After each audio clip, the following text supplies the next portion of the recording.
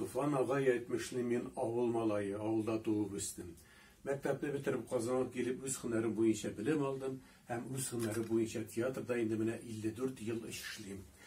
Менә шушы дәвер эчендә мин әлбәттә хөкүмәттән бушлай фатир алдым. Бу тормышта үземнең яртымны таптым, балаларым туды. Менә булар өчен барысы өчен дә әлбәттә мин халкыма, республикама, Татарстаныма бик нык рәхмәтле. Аннары театр булып эшли башлагач, төрле җирләрдә гастрольләрдә булырга туры килде. Зур-зур шәһәрләрдә, Мәскәү каласындагында 2-3 мәртәбә булдык. Һәм чагыштырырга әйберләр күп иде. Кызым тугач Франциядә, Парижда булдым. Эйфел манарасына белдем. Луврда, музейларда йөрдем. Андагы матурлык әлбәттә искиткеч.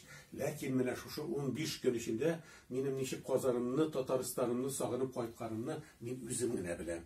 5 көннән соң инде мин анда тормаслык дәрәҗәгә җиттем. Кайчан кайтырбыз инде мин әйтәм.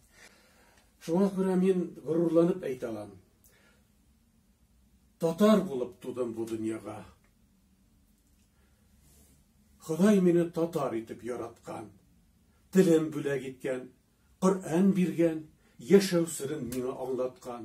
Гасырлардан килгән тарихым бар.